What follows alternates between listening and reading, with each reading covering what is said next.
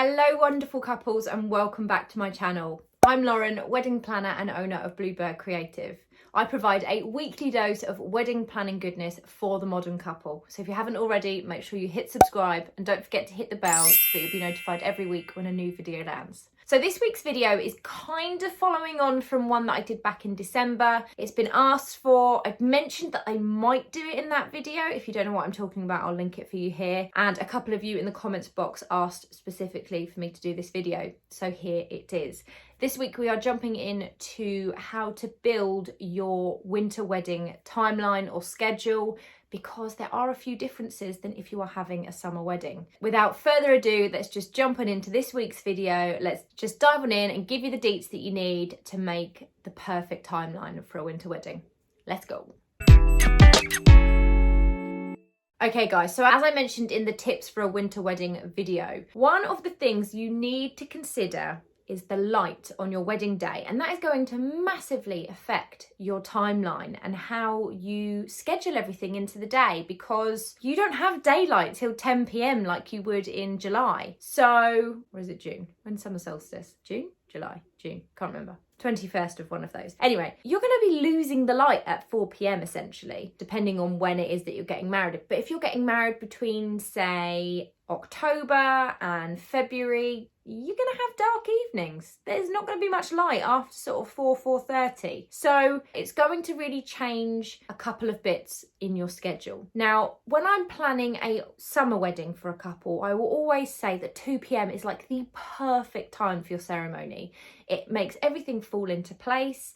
Nothing is too long. Nobody's at one part of the day for too long. It just flows really nicely. There's nothing wrong with getting married earlier than that, guys, but I just feel like 2 p.m. is like the perfect number. If you, however, are getting married in a church and you have distances between your venue and your reception, then go a bit earlier. But I'm not going to dive into that today because this one is about winter weddings. What I will say is, for a winter wedding, I personally would not have your ceremony any later than 1 p.m.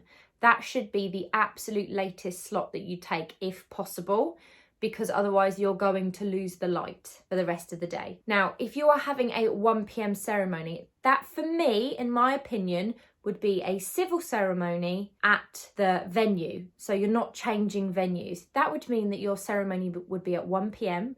Your ceremony would finish by 1:30 p.m. and your drinks reception would then go from 1:30 to 3:30 p.m, for example. And the guests would then start making their way in to the wedding breakfast room. Now that means that you should still have a little bit of light, but it will start to be getting dark. Maybe dusk has already hit at 3:30. So you'll make your way in, and what I think is lovely is to actually have your wedding breakfast as the sun is going down and you're finishing. It's all dark, you've got a really good atmosphere, candles everywhere, fairy lights, however you want to play it, and it just creates the most amazing mood and amazing like romantic setting. So by going in at that time, it just works really nicely with the sun going down. If you were getting, and I'm going to move on to the sun going down and any top tips for your schedule on that in a minute, but let's just take it back a second. So if you were getting married in a church, you're going to need to allow an hour for the ceremony, and then you're going to need to allow travel to get to the wedding reception. So you're obviously going to be looking at, say, a 12 p.m. wedding ceremony, 12 till 1, let's say 1 to 1:30 to get to the venue, and then we're falling into place with the rest of the timeline that we've just suggested. So I hope that that makes sense. Those of you guys that are watching this in the States, because I know a lot of you are from America that watch this channel as well, when I'm talking about the drinks reception from 1:30 to 3:30, that is the cocktail hour. I believe that's what you call it over there. We call it the drinks reception. That's when everybody has a glass of bubbles or a cocktail and the canapes are handed round and everybody starts the celebrations for the day. So let's move on again to the wedding breakfast. So we've gone and sat down at, say, 3:30. Make sure in your schedule that you have noted down when the sun is going to set, and speak to your photographer. Now, if you don't want to get sunset shots with your photographer, do not worry about when the sun is setting. But if you do, you can get the most beautiful shots. So you will need to schedule schedule that in. Now, let's say the wedding was in January, which is possibly the quietest month for weddings ever, but it's January right now, so we're going with it. The sun, for example, this evening is setting at around 4:30. So if you were going into your wedding breakfast at 3:30, you want to make sure that you can sneak off at say 4:15 to get those sunset shots and those dusk shots and maybe even the golden hour. So speak to your photographer when you're building that schedule, because they'll tell you the perfect time to get you outside to try and get those shots. And you're probably just going to want about 20 minutes with them. So perhaps you go into the wedding breakfast, you have your starter, and then in between the starter and the main, you sneak off for 20 minutes. There's usually a break anyway. It's usually when I would say to my clients to go do the wedding breakfast walk around, but go sneak off and have your photos done before they bring out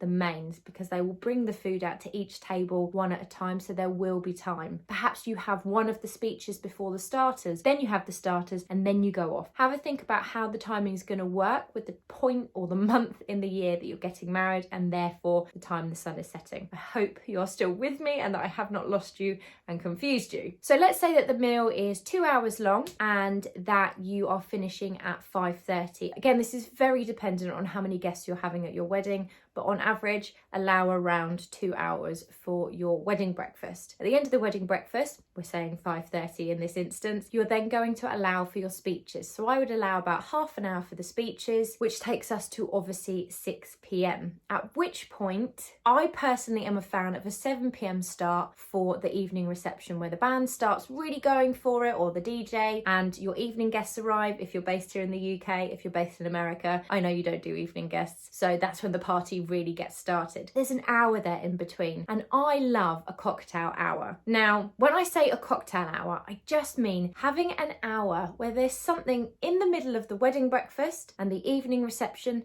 that's just a bit fun and a bit different, and it's almost an interlude. It just breaks the day up a little bit and it's a little bit of fun. So perhaps you want your guests to come out of the wedding breakfast and you have a chosen cocktail. Personally, I'm a fan of an espresso martini, so perhaps you have an espresso martini. My husband, for example, is a fan of a mojito, so maybe you could have a his and hers cocktail and perhaps a little bit of fun entertainment going on. You could have a photo booth going on at that point.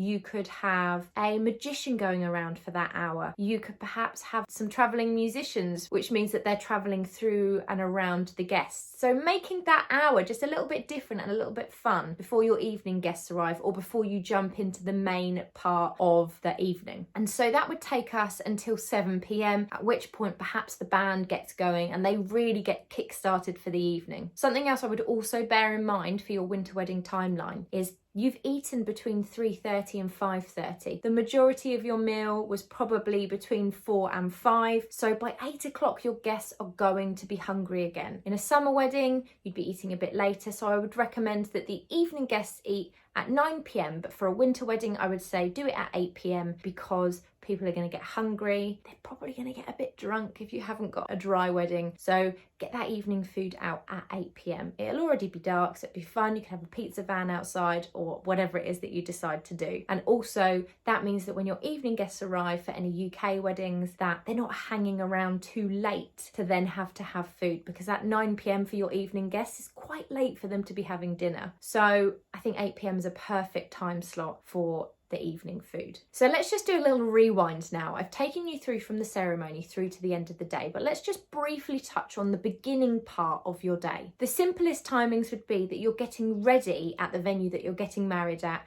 and having your reception at. So in that instance, we're having the 1 p.m. ceremony, and I would say make sure you are all ready in your dresses, hair and makeup done and everything half an hour before the ceremony time. So 12:30. I would say allow 2 to 2.5 hours for the bride to get her hair, makeup ready and get her dress on. Let's say 2.5, okay? So we're then looking at a 10 a.m. start for you. It's also dependent on how many bridesmaids you've got, whether they're doing their own hair and makeup, whether somebody else is doing their hair and makeup, and that is something to discuss with your hair and makeup artist, as they will go through all the timings with you. But that just gives you a little rough idea of potential timings for the morning. If you are getting ready at home and making your way to the venue, then I would suggest being in your dress 30 minutes before you plan on leaving to get to the church or to the venue, and then obviously enough time to actually get there as well. So then you can work out your morning timings based on that. And again, speak to your hair and makeup artist, because they will give you an idea of how long it's going to take to get everybody done and to get everybody ready. So there you have it, guys. Really simple. Just a couple of things that you need to consider when you're building that winter wedding timeline that will just differ slightly from a summer timeline. And that really just comes down to the daylight and the shorter days. But you can have the most amazing,